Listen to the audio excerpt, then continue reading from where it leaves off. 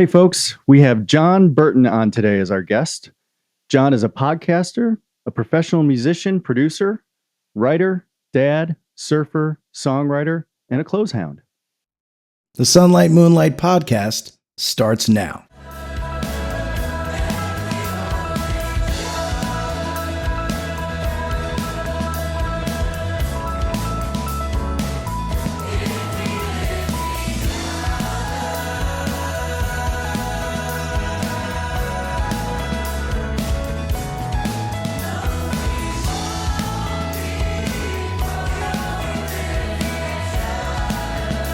That is some chorus. Like, that's a lot of people. Live.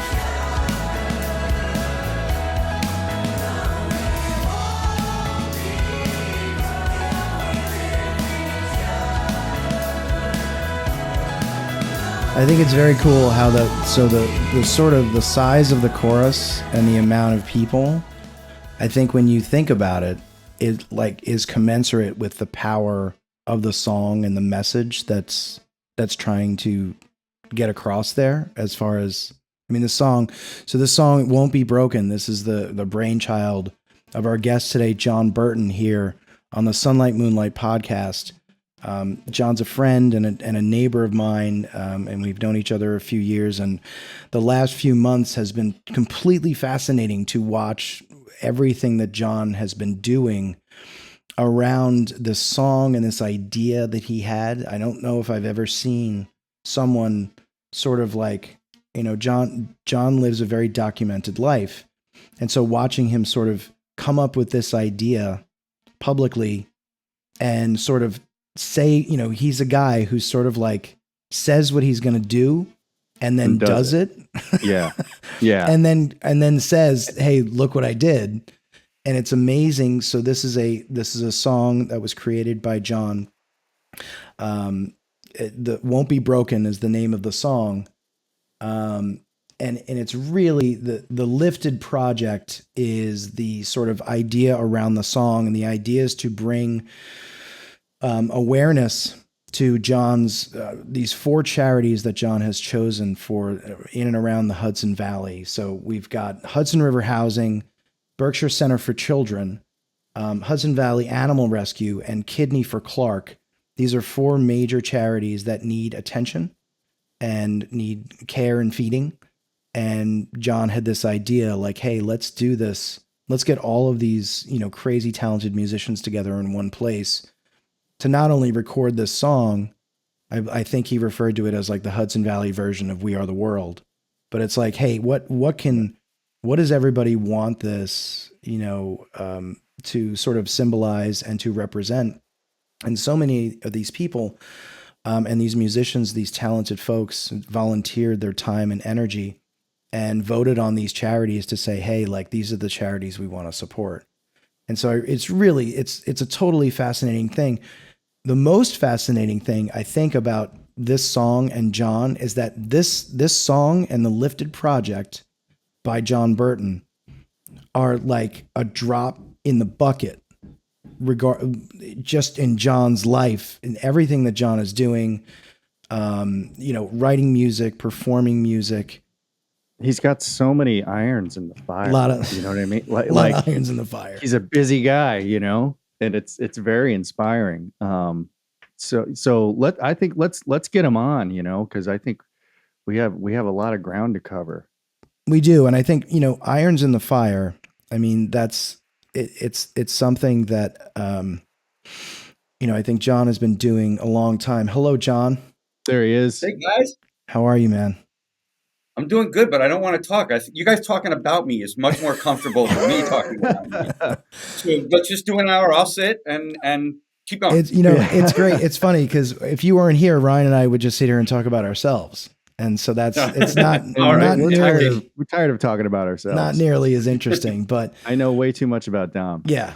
It's, we have nothing left to talk about, Ryan. That's why we started talking to other people. Friendship ran its course, so you started a podcast. Yeah, basically. Yeah. We got bored of each other, and we said, let's start bringing some other people into these conversations. We need to start seeing other people. That's right. That's right. And now we're seeing John Burton here, man of many talents.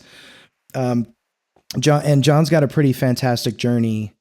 I think the marketing acumen and ivystyle.com and the sort of origins of that, along with some personal stuff, and then graduating all the way to Home From Here, which is John's fantastic podcast that's up to 150 episodes now.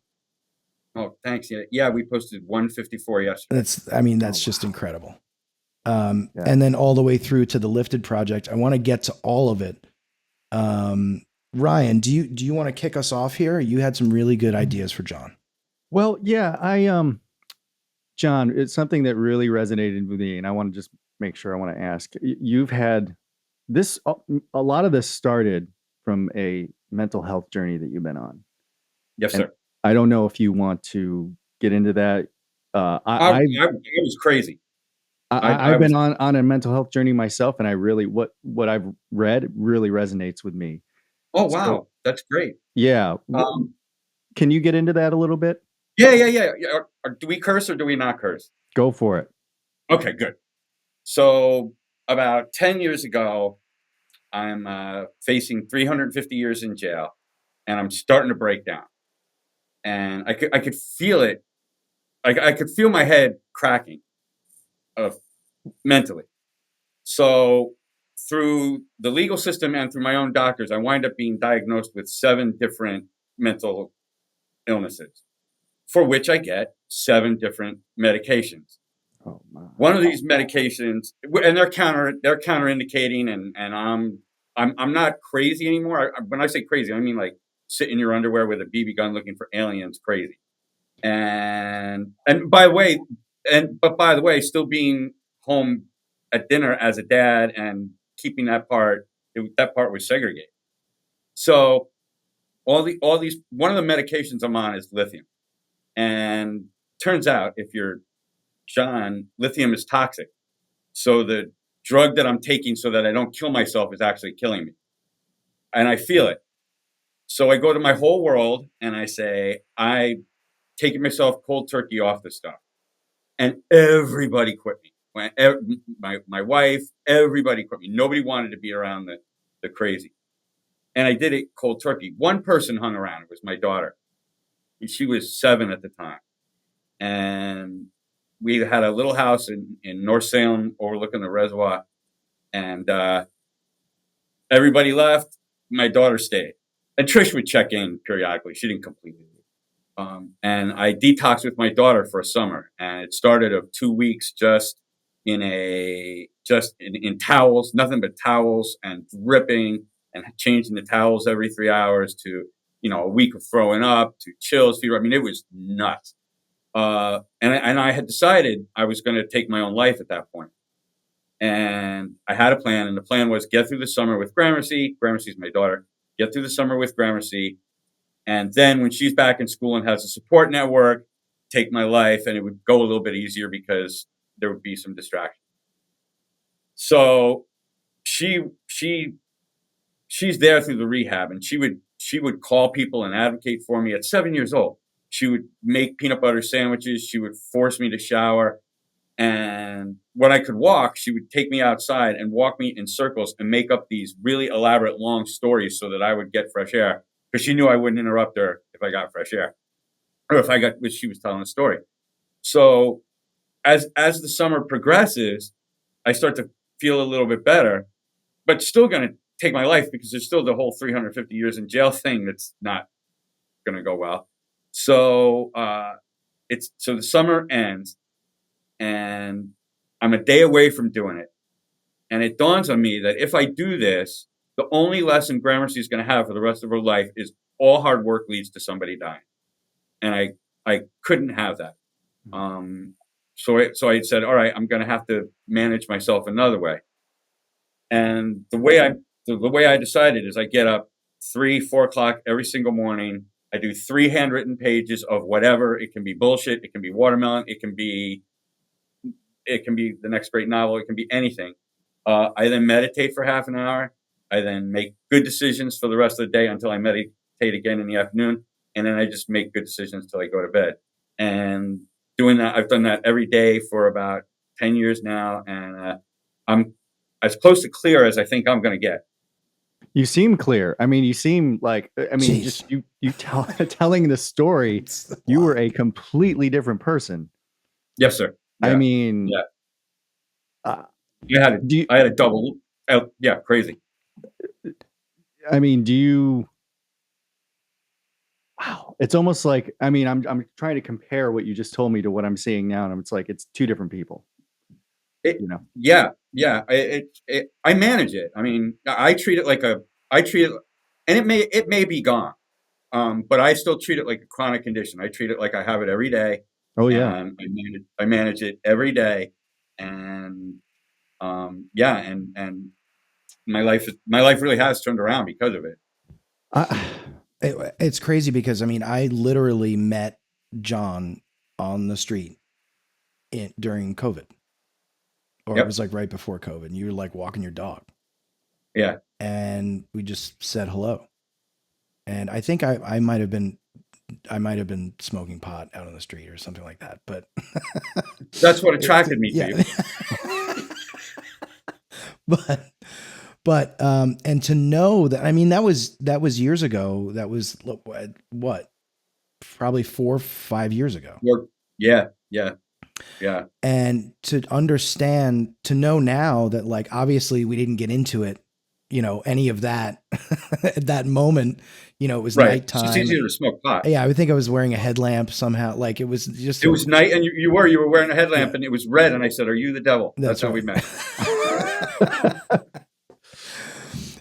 And so to know that was sort of a journey that you were on, it's just fascinating to me, because you were just like, you know, just a guy walking his dog. You would never know Yeah. that, you know, people, and this is why we always say, and Ryan and I, we talk about this too. I mean, the part of what we talk about, you know, same thing with your podcast, John. I know mental health is a big pillar of what you talk about. And we try and talk about it here on the Sunlight Moonlight podcast as it relates to, you know, balancing work and creativity and things like that. I think it's very important for people, anybody who considers themselves an empathetic person, to really admit and to remind themselves often that you really, really never know what someone's going through when you're hanging out, when you encounter them.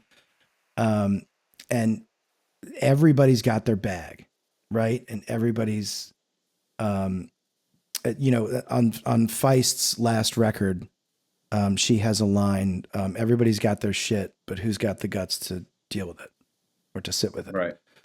And I think, you know, your story is very, very inspiring to see that, you know, you had basically hit rock bottom. I mean, right? Would you call it that? Yeah. I mean, I sold my car to pay for the summer's rent.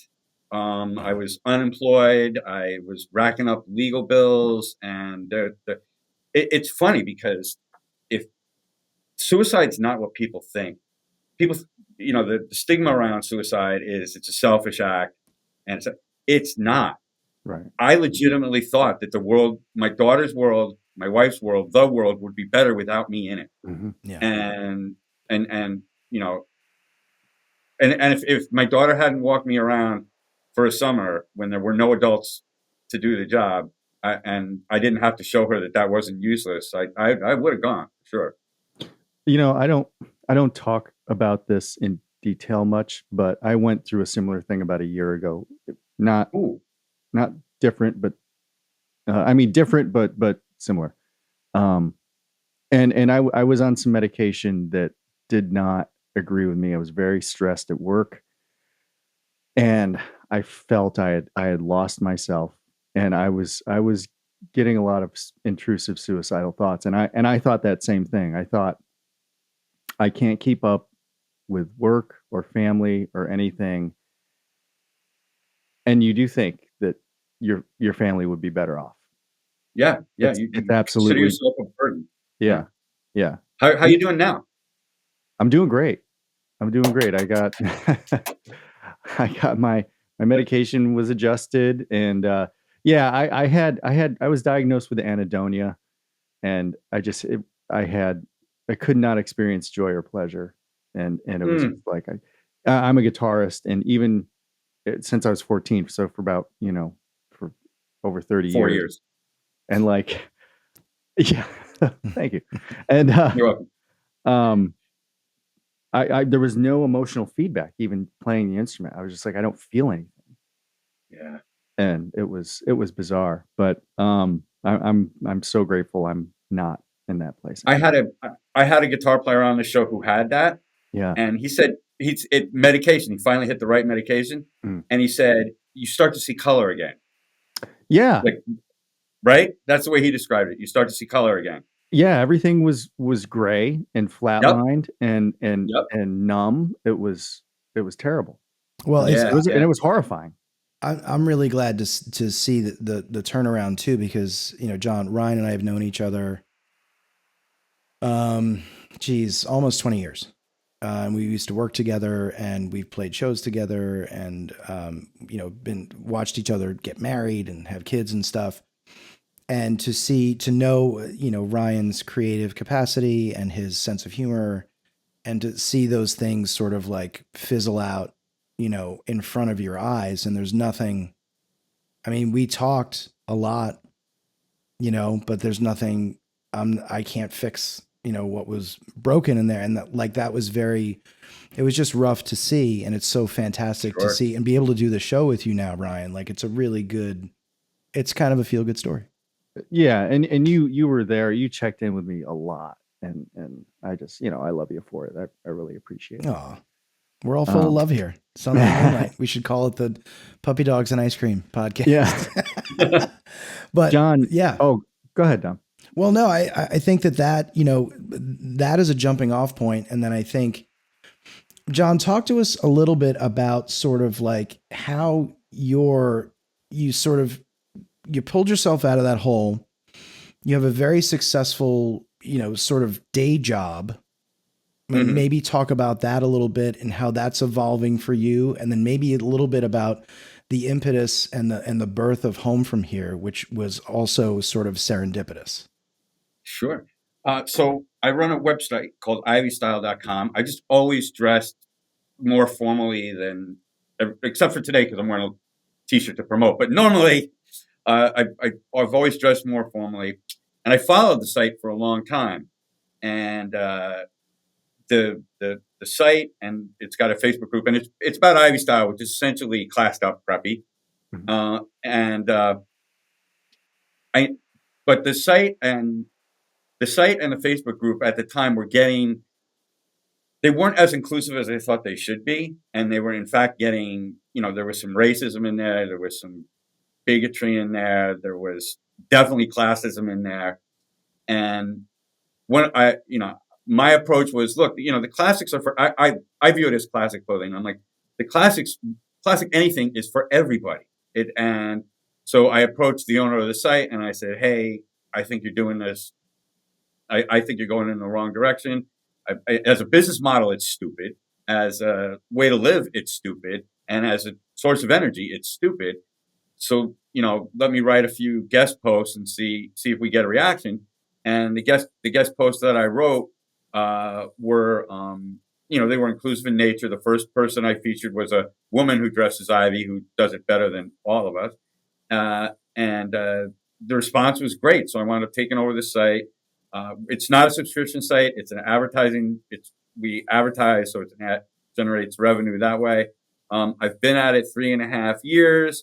There are plans to license now, and at some point I will hand it off, but and sell it. So I just have to figure out where in that trajectory I am. But yeah, that's Ivy Style. Did you start because there's a podcast also? I did start the podcast, and then I had started the podcast after I started this one, and there's a few episodes up, and it really kind of I'm debating whether to continue it or hand that part of it off right now, and I'm thinking about handing that part of it off right now. What a handsome guy! Look at this! Look at this handsome This guy.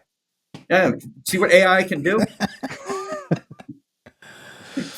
No, it's great. What a cool. And so now bring us to sort of like, where I know, other things started to happen for you, right? So you were playing and you were writing and you were planning a tour, right? Right. So I wrote a one-man show called Home From Here. And the idea of the show was it's 2 hours of me. I wrote a bunch of songs about my experience in the legal system and with mental health. And it was to tell that story. It's like Springsteen on Broadway, but just no Springsteen. And so sorry. And so the plan was to tour that. And the tour had been arranged. But tour and the tour was break even, which for a tour is a big deal. And so I was excited to do it. I went on. I was a guest on another podcast and talked about it. And I got in the car and I'm driving away, and the station manager wrote me and said, "Hey, would you want to do your own show?" And it dawned on me that if I sang on a podcast, I'm probably singing to more people, and I'm home every night. And instead of breaking even, I can actually make money at it. So I scrapped the tour and started working on the show, and and here we are.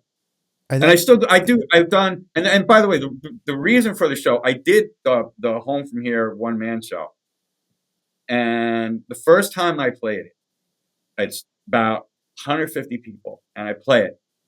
And there's this one song where I have decided to take my own life. And it's about a third of the way into the show, so everybody's seated. And I play it, and I'm going to cry right now. And this guy, I finished the song, and this guy stands up. He's 250 pounds. He's 6'5". He's bald. He's got a biker vest on, chains on his jeans, and he charges the stage. And I'm like, what the fuck? I'm like, did I date your wife? What's happened here? Gets to the stage and he goes like this to me. I come down and he hugs me and he says, "I was going to kill myself last week, but I didn't for my daughter." Oh my God. And that's the first time I played the show.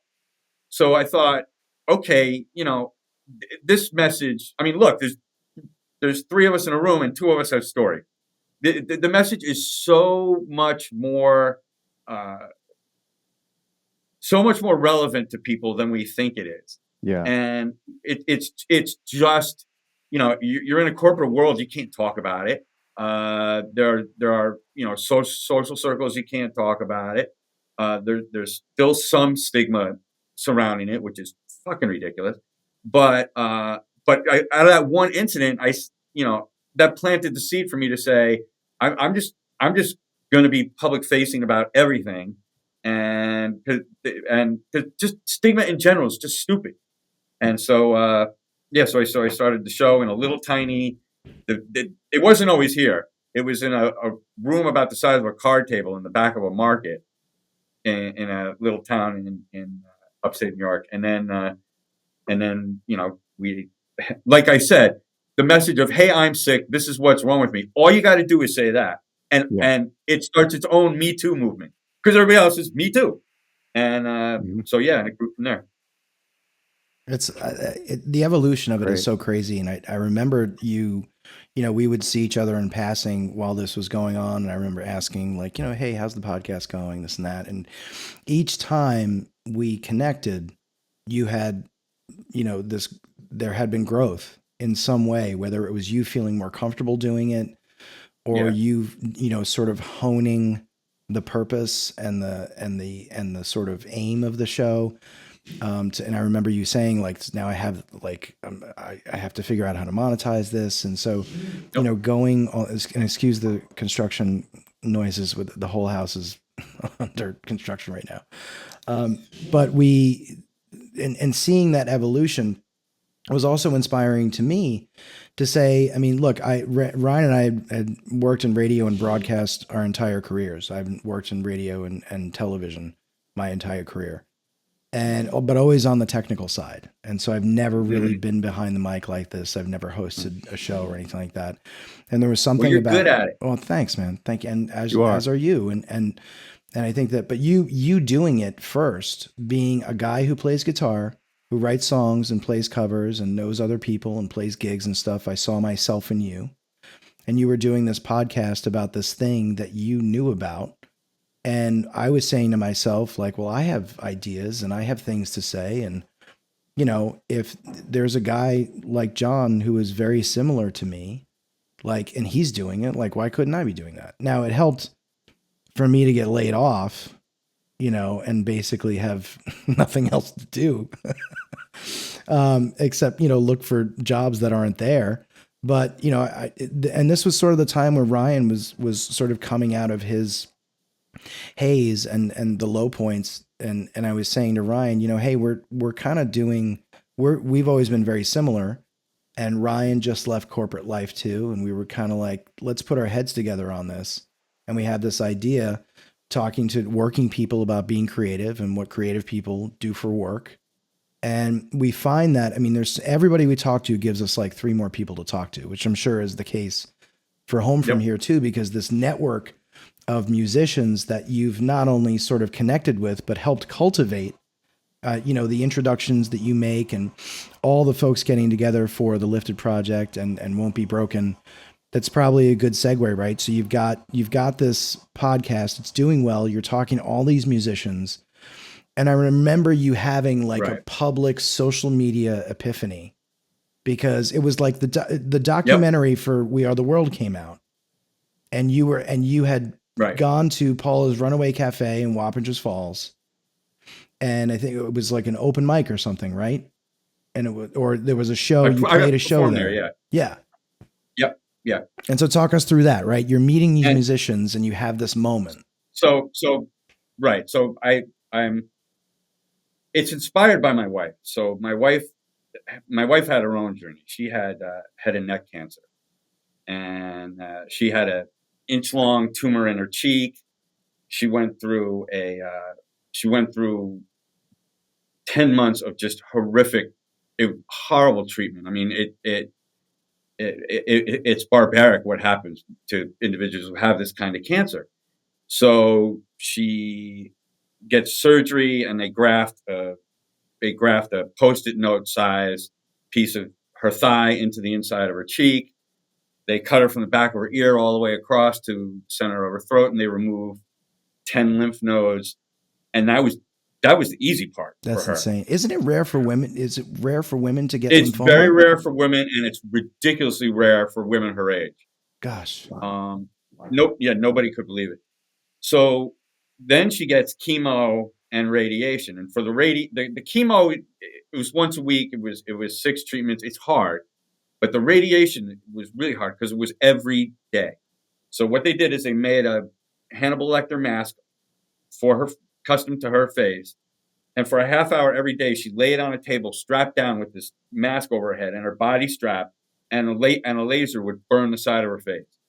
And by week 3, when she would sleep on the pillow, when she would get up, there was ash on the pillow. Her face was just ash. It was crazy. So and treatment ended December 30th. And when treatment ends, they say, look, you should come back for physical therapy, because she was emaciated. She couldn't stand. She had no muscle tone. She couldn't stand. She couldn't do anything. And they just kind of give you this person and say, okay, now it's on you. And I don't know what the fuck I'm doing. So so she heals for like another 4 months. And there's little landmarks, like she can put on her own coat. That was a big one. But we're about 4 months in, and she's still not moving. Like we walk, halfway from my house to your house, Don, or your old house, and she had to turn around, and that was like a big workout for her. Mm. So I take her. I go to Lifetime in Chappaqua, and so I friends with the teacher there. So I went to the teacher. This I'm definitely going to cry at. So I go to the teacher and I say, look, and she doesn't want to be seen because she's got giant scar and this part of her face is puffy, and she goes, she thinks everybody's staring at her neck. So I said, can we stand in the back of one of your classes and I'll just shuffle my feet with her, and just to get her out of the house and get her something to do. So so we go to the class and she's got giant sunglasses on, a baseball cap, and a giant scarf. It looked like she was going to rob the place, except she couldn't walk, so she wasn't getting away very fast. And we stand in the back of the class, and we're about 5 minutes in, and this teacher, she's an angel. She walks back, grabs Trish by the hand, and says, "Fuck this." Brings her up to the front of the class, turns her around, and does the whole class shuffling with Trish while everybody else is doing these, these crazy exercise class. So we get in the car, and she calls me and says, "How's Trish?" And I said, "Great." And she said, "Bring her back tomorrow." Every day she would write a special class for Trish, and she would do it with Trish while the rest of us were doing, the regular class. And the journey was amazing. She got to the point where she could walk, and then she got to the point where she could walk faster. And every day, one day, this trainer brings out a 3-inch step and says, "Hey, I want you to jump on it." Trish has neuropathy. Her head isn't talking to her feet. She tries to jump on this little 3-inch thing, and she can't. And she just starts crying. And she falls on her hands and knees. It's a crowded floor. She falls on her hands and knees. This trainer falls down over her to protect her body so that people didn't see. They go forehead to forehead. And 3 minutes, I don't know what happened. It was better than any church service I ever saw. Trish wipes her nose, stands up, and starts lifting weights again. At the end of that class, this trainer brings Trish over to a 2-foot block. Now, Trish can't step 3 inches. And she says, "We don't quit till you can get this." Every day they do a little bit of work. One day, Trish is standing in front of the block, and she can put her foot on it. That's all. Put her foot on it, bring it back down, put her other foot on it, bring it back down. And this trainer walks over, and by now they have love, they have trust. Trish kind of believes in life again a little bit. And they go forehead to forehead again. But this time I got to hear it. And this trainer says, "You can do this today. You are a feather. You can fly. You can do this today." Trainer stands back. Whole gym goes quiet. Everybody faces Trish. And I see Trish looking at the trainer. And I see trainer just staring back at her. And because she believed so much in what that trainer said, she flew up on a 2-foot block after not being able to jump up on a 3-inch one. That one moment of somebody believing in you, of you believing in somebody, no money changed hands, of somebody. What happens if somebody just lifts you for the pure joy of lifting people? No money, no recognition, it's not a TV show. Just did it out of the goodness of her heart. It's one of the most powerful things I ever saw. So now the We Are the World documentary comes on, and I'm sitting there, and the big deal about the We Are the World is, it's a room full of ridiculously talented musicians. Right. Well, you guys are testament to this. The Hudson Valley is a geographic anomaly of ridiculously talented musicians. They're everywhere here. Yeah. It's not like other places. And so by virtue of the show, I'm like, hey, I can make that room. So then I thought, what if we all just get together? I'm going to write a song, and we will, and I didn't want any money to change hands. It's not about money. It's not about fundraising. Everybody raises money. I wanted to raise energy for these nonprofit partners that we had. And it was an incredible. So I sent out the invitation, and the most amazing thing is everybody said yes without a song written. And there's 2 ways to take that. One way is they believed in me. The other is they didn't think it was going to happen, so they just said yes to get back on the show. I'm choosing the former. And so, long story short, we posted at Paula's, which happens to be in an airport. We sell out the airport, and I write the song. That was really hard because I didn't want to rehearse. I wanted the rehearsal to be part of the show. Mm-hmm. So in order to teach people the song, I had to do a demo. So Eric Dalton is my producer. He said, come into the studio and I'll produce for you. Well, his idea was, instead of to duplicate the choir effect, I'm just going to have you sing it 38 different times, and we'll just layer that on top of each other. I don't like the sound of my voice one time. 38 times. I'm with you. 38 times was. It's a whole lot of Johns. Oh, it's a choir of a voice I don't like, and now I got to put it out there. So I put it out. There was no rehearsal. We get there that day, and it's sold out room, and there's an amazing band, and there's this big choir. Everybody in the choir except my daughter is a headliner in and of themselves. And we do the first rehearsal, and it sucks. And Trish is in the front row, and I this is for you, baby. Oh yeah, I turn around, and she looks at me like, "We're gonna have to move, motherfucker," because we're about to be so publicly embarrassed. We're gonna have to move. And I'm like, maybe that guy can see that going that way. We did another take, and it got a little better to the point where I could almost hear a song coming out. Third take, something happened, and it went off. And they're like, okay, we got it. And I'm like, no, fourth take. And I had a reason. So we did a fourth take, and then we took like a 45-minute break, and the audience got to mingle with the nonprofits and learn what they do. We get back together, and the recording that you listen to, that's a live recording. It's all one shot. Right. There's no take. I was gonna ask. So just the recording itself, because I saw there's a video. I saw some video footage of it, but the recording itself is what was recorded real time live at Paula's, correct? Yep. Oh wow! I mean, the performance is crazy. Yeah, it's amazing. I got lucky. Eric's a great producer, and the choir was amazing. And then, so we got it on the first take, but my problem was I wanted to do one take with the audience because it's a call answer song. Yeah. So I wanted to do one take where the choir and the audience got to sing together. So we did this. So I did it 3 more times because I needed the choir to be bored with it.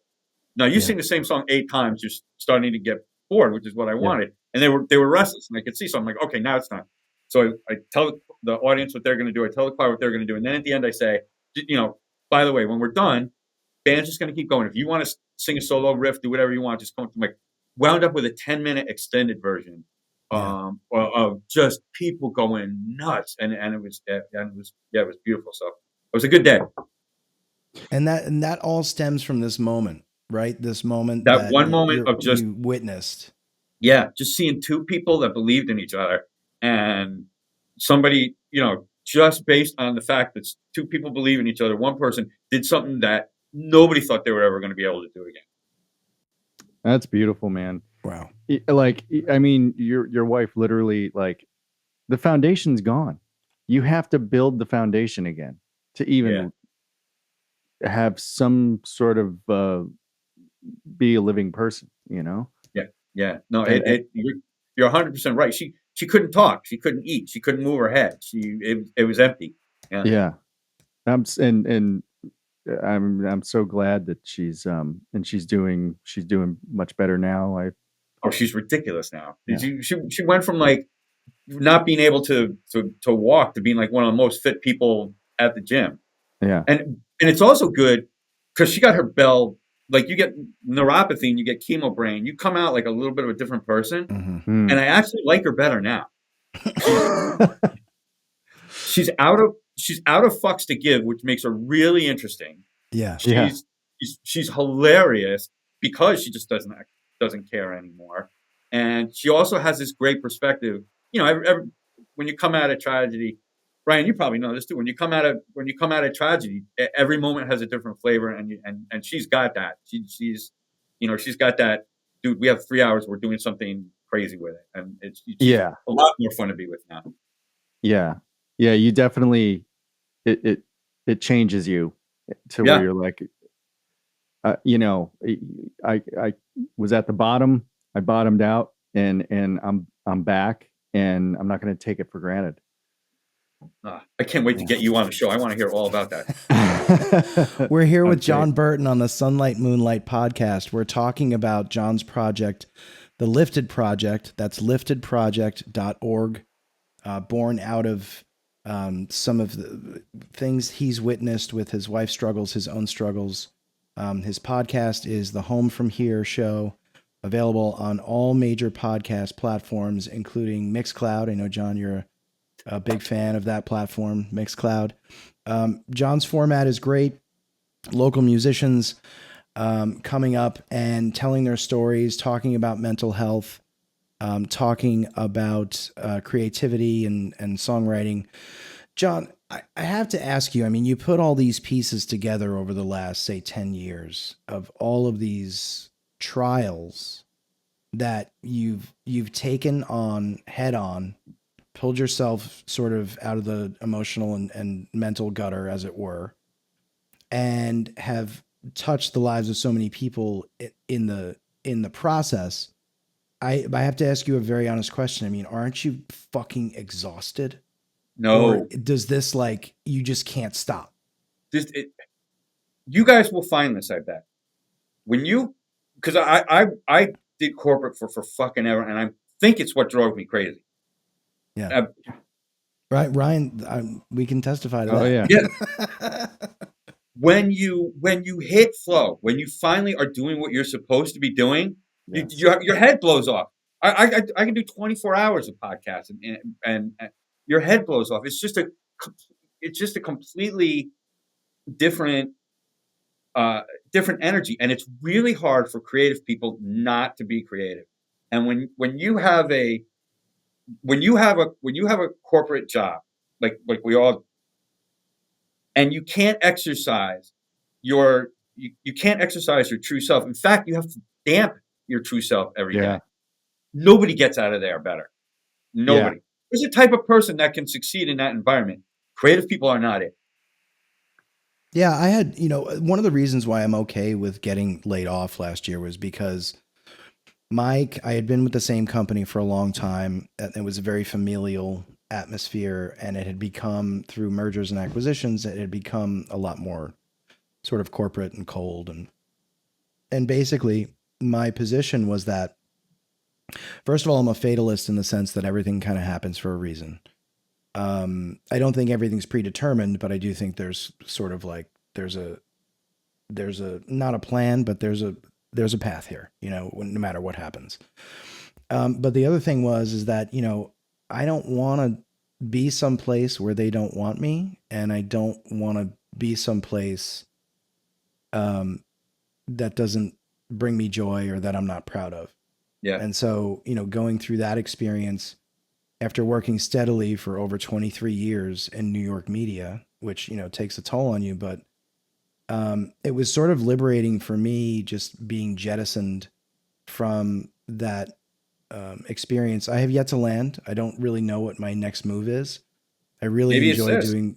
Yeah, well, look, I think that I really enjoy doing the show with Ryan. Ryan and I have a great time. We were just talking about it last night, like how much fun we're having and how cool it is to be able to talk to, so many interesting people in our orbit and to learn so much through each of these sessions. It's been really gratifying. And, Ryan and I said, I mean, we sort of throw numbers out there like, hey, if we could make, X amount of money doing this, we wouldn't ever do anything else. But I think it's really cool to see also I was asking about, levels of exhaustion, because what I'm noticing from afar or via social media is that it's not like you're sort of like glomming on to something new and then abandoning what you've already accomplished. You just keep kind of adding. Mm-hmm. And so, because you're still playing shows, you play private shows, you play public shows, you play originals, you play covers, you play, venues that you wouldn't normally think. I mean, you play your gym, like you wouldn't normally think that these are opportunities for entertainment, but you go after that stuff and you accomplish it while you're adding on these additional things like a podcast and these efforts to help out these charities. And I think that it's really commendable, because I think it could be very easy for someone like you to sort of chase the shiny object and then move on from what you've already accomplished. But it seems like you're just sort of like, adding to the resume at this point. What I learned from kind of leaving corporate working for myself to doing this is like I was never laid off. I can't imagine that, but I imagine it makes you not trust the universe. And for me, the biggest lesson is just to trust trust the. It sounds so stupidly Hallmark, but trust the path. If unless I morally object to something like being asked to play in the gym, unless I morally object to it, it's music, it's fun. It's a chance to give back to Right. to people that did to me. I'll just do it. And when you're in flow, which is not, it's not an elevated state. I fucking tripped over it. But when you're in flow, um, you don't really worry about energy level so much anymore. You're just doing what you're supposed to be doing, and Yeah. then things come to you. It's weird. I read The Secret. I think The Secret's bullshit, but I will say you do what you're supposed to be doing, and you attract. I think The Secret's dangerous because people think that's all you have to do is just wish it and it happens. It's not. But do what you're supposed to be doing, and you attract things. Well, I think, yeah, I think I believe in manifestation. I believe, but there's, you have to do the work. You know, And that's you the have to dangerous show part. up. Right. Like it I think doesn't that just part you gets think fucked. it and it happens. Like it's you're priming the pump for success by thinking about it, and you're sort of setting yourself up chemically and emotionally to do it. Right. It can't happen if you didn't think of it, but thinking of it is just the first tiny little baby step. Right. Yeah. Oh, it certainly helps things. It's like Tinder, right? And I think, yeah, I want to talk about your pages The for a second. website Tinder. No. Which Oh, wait, as married men. Did I share a screen? I'm sorry. John, you're sharing a screen. I'm no good at this laptop. So let's talk about your pages for a second, though, because I know that you write 3 pages every morning, no matter what. Is that born out of the artist's way, or is that something you picked up? Okay. Nope. Okay. No, because I remember that. Yeah. So when I got better, I think, okay, part of what got me sick was the throttling of creativity. So, but corporate guy, first off, corporate guy with a mortgage, that's hard to be creative. It's, there are some circles where it's considered very frivolous to be creative. You're not supposed to be a creative husband and father. You're supposed to provide. And then if your wife lets you, you can play guitar in the garage, but that's it. And so I heard about this book, The Artist's Way, and it's all about giving yourself permission to be creative. And one of the things that she says to do, and it's magic producing. One of the things she says to do is you get up every morning. First thing you do, you can make your coffee, but you can't drink it until you start writing. And you do 3 handwritten pages. It can be anything. You can write the word bullshit or watermelon or doorknob, whatever you want, but it's got to be 3 pages. It's got to be handwritten. And it sounds like, okay, that's a stupid idea, but here's what it does. It moves. Normally when you get up, you get your coffee, you watch the news, you get depressed, you've received bad information, Right. You got a to-do list of things you got to check off. It's obligation, obligation, obligation. And all you're doing is receiving information. And you don't start putting anything out for a while, and certainly not anything creative out. What the pages do is it teaches you the orientation where the first thing you do every morning is you do output. You don't take in, you do output. And that puts your brain in an output gear for the rest of the day. So a couple of comments on that. So first of all, I didn't. The Artist's Way is a 6-week program. I never finished it. I think I did probably 3.5 weeks, and then I kind of fell off it. So I will admit that. But I did pages for a couple of weeks, and it really solved one of my gripes of sort of like the idea of sunlight, moonlight, right? Like what working people are doing to be creative, what creative people do for work. I think that one of the things that doing morning pages, writing like that in a discipline provided for me was that, Ryan's heard me talk about this previously, is that, when you're working a job and you have a family and you want to be creative, what winds up happening is that everything except creativity gets done first. Mm. And you wind up with the shittiest 40 minutes of the day Yep. at like 9:50 p.m. when you're bleary-eyed, you might be a little sore, you're kind of, maybe you're pissed at your kids, you know, maybe you didn't like your dinner and the house isn't clean and all of these things, and that's the time you get to create, which is a fucking sham. Yeah. And what's cool about morning pages is that chemically speaking and scientifically speaking, you are at your most creative when you wake up in the morning. And it allows you a creative output when you are the freshest, the newest, the most well rested you will be all day. Yep. And that moment, and that's what I really loved about it, was because it was the gift to yourself to say, these first few moments and 10, 20-minute blocks in the morning are the most precious time-based commodity I'm going to experience all day. How am I going to treat them? You know, am I going to turn on the news and get depressed? Am I going to start checking email for work? Am I going to start to say, oh, I feel like I'm behind, so I need to catch up? And Right. all of that is robbing yourself. You're giving all of that precious time away to everybody else except yourself. Yeah. And that's what I really liked about it, and I found extremely helpful. No, you're 100% right. And the other, I could so relate to your 9:50. Now I got 40 minutes to be creative. And the other thing that happens in that scenario is you produce crap because you're exhausted, It's and then it's garbage. and then you start, but then your confidence starts to wane, and you're like, well, wait, why bother being creative when all I'm doing is making this garbage anyway, and it feeds on itself. So yeah, you're right. Now to do it, I have to get up really early to do it. That's part of the discipline too for me. But you don't have to get up early to do it. You can just You get up like insanely early. You get up like between 3 and 4. Yeah. Can I ask, what time do you go to bed? Yeah, when do you go to bed?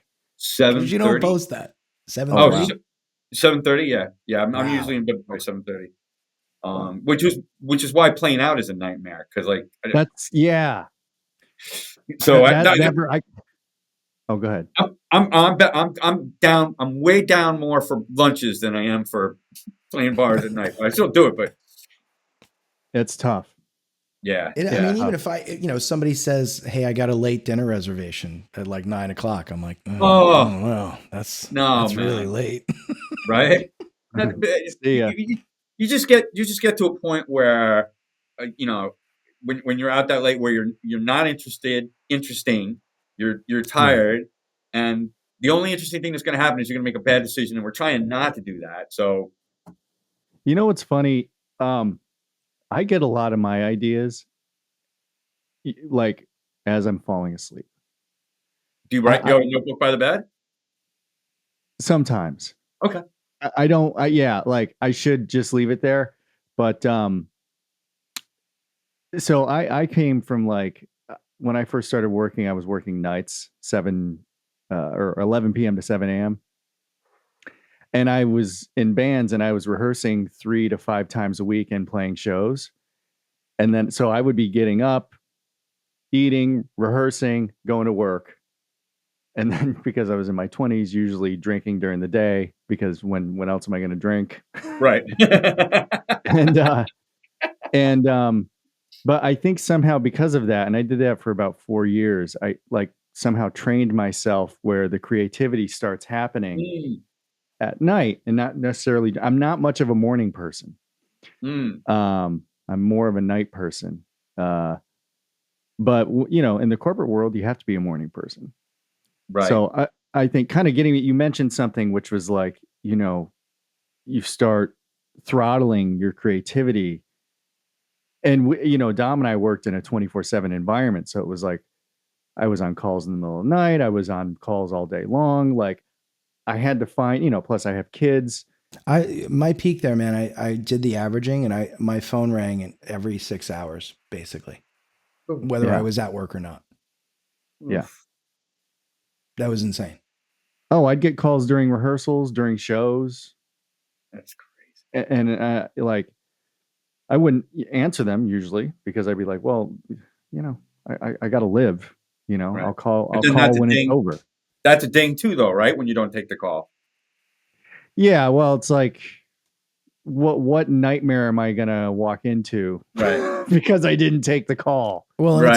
it's delaying it too, because you're gonna have to deal with it. Like there's nobody Yeah. else to Right. step in. And so you just know, so you give yourself some grace and space by not taking the call, but you know it's there. Right. Yeah, you're gonna. But I mean, that's life. Life is Yeah. full of problems. that we have to deal I with. want to make sure, John, we do a segment here with our guests before we leave, and we've covered so much today, and I'm so incredibly grateful and thankful and happy that you agreed to come on here, John, and talk with us. No, thank you. Thank you very much. We've You guys are learned really so good much. at this. Please do this 3 times a week. Okay. Oh my That's a lot of editing. homework for Ryan. No, Ryan does yeoman's work in making sure the show is presentable and packaged up very nicely, and our promos and such. The segment we do before we go here on the Sunlight Moonlight podcast is called Easy Uneasy. And this is the part of the show where Ryan, who's a very nice young man, will ask you a question that should be easy to answer. Oh, crap. And then after that, I'm not such a nice person. Ryan's infinitely nicer than me. Then I will ask you a question that will probably make you uneasy. Okay. So you don't have to answer either of them, but this is a fun segment that Ryan and I have done with each of our guests. That's a great idea. It's not just a hat rack here, John. Okay, Okay, Ryan. bring the noise, fellas. Do you want to go first? What is your bedtime routine? So recently it has changed. I say goodnight to my daughter at 7:15 every night. Make sure she's got what she wants. Go kiss Trish on the head. She's watching TV. I go to bed, and for the longest time, I tried to force myself to write again at night. Useless. So now I just sit on my iPad and play backgammon until I fall asleep. Okay. Oh man, I love backgammon. Oh, it's such an play, underrated. Man. It's an underrated leisure game. It is the game that mirrors life the best because it's part luck, part skill. I love that. That's great. Okay, now comes the part where I ask a question that might make you uneasy. Oh man. Did you meet a child of mine that I don't know I have? Not yet. Okay, that would be uneasy. Time. That would be uneasy. Anything else I can take. Okay. Have you ever stolen anything? Well, have I ever stolen anything? Yes, when I was crazy. Okay, I would imagine that would be. No, well, 2 times. One, I was like 7 years old and I stole a rubber Spider-Man. Okay. That's amazing. I've done that when I was young. But think about how that's burned in your brain. Yeah. Oh, yeah. No, it still bothers me. Yeah. I took it back. I stole a GI Joe. Really? And I took it back. I was like, see, that's why couldn't you asked the easy question. That's a good guy right there. Have I ever stolen anything? Yes. Yeah. Okay, I have 2. The biggest thing I think I've ever stole is that I went to a golf course once and I rented clubs. And in the bag of rental clubs, there were 2 sand wedges. That's nice. I took one of them. I still have it. It wasn't part of the. No, it was part of the set, but there was 2 of them. So I was like, oh well, they have 2 sand wedges. So I took it, and it's a nice Lou Ortiz 56-degree sand wedge, and I got it regripped, and now I use it. You avoided the pain in the ass of taking it back. I did. Well, the bag was definitely lighter when I took it back. There you go. I'll tell you that. I'm not going to say. I still play at the course though, so I'm not going to. Yeah. I'm not going to mention the course. Fair enough. John, thank you for being a good sport on that, John. No, this is being recorded. What a cool time. We've got John Burton. Let's do the rundown here. I want to make sure that we give proper promotional consideration to your myriad projects. We've got ivy-style.com, which is John's style blog, which is fantastic and very well organized and very easy to use. We've got the homefromhereshow.com, which is John's homepage for his podcast, Home From Here, which is available on all major podcast platforms, including Mixcloud. We've also got the Lifted Project. That's liftedproject.org. And that is featuring the song Won't Be Broken, co-written by John. And I'm sorry, it's Olivia Bulger. Yep. I'll give her credit too, right? Yep. And then that is supporting Hudson River Housing. So that's hudsonriverhousing.org. We've got the Berkshire Center for Children, which is berkshirefarm.org. We've got Hudson Valley Animal Rescue, which is hvars.org. And we've got Kidney for Clark, which you can look up and has a Facebook page. And that's a fantastic charity for I think an ex-cop who needs a kidney. And John's doing, again, fantastic work bringing awareness there. John, thank you so much for being on the show with us today. Yes, thanks, John. Thank you guys for having me. This hour flew. That's how you know it's good. Thank you. We'd love to have you on again, too, in the future. Give me a time. I'll be there. No, it's awesome. And now that we covered all this, we can have you back and you can play us some tunes, right? I would love that. Or you guys can come up here and you guys can play me some tunes. I love it. I think, well, be careful. You might want to watch some of Ryan's videos. I don't know if you want, I don't know if you want his stage performance going on in your studio there. Everything's plastic. We'll be fine. That's great. We'll put down some tarps. And, there you go. Yeah, right? Do our own wet work. I love it. I love it. John, thanks again. Ryan, nice job, man. Yeah, you too. We're here on the good Sunlight, job, everybody. The Sunlight Moonlight podcast. Dom Dorn, Ryan Havers, our awesome guest, John Burton, today. And we'll see you next time, folks. Peace.